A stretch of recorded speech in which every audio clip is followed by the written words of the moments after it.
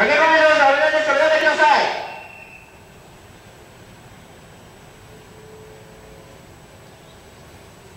東海道線上り方面ご利用のお客様にご案内いたします。今度の列車15時32分発、東海道線上り小田原、主に横浜方面普通列車の東京行きですが、本日に限りまして4番線方面から発車をいたします。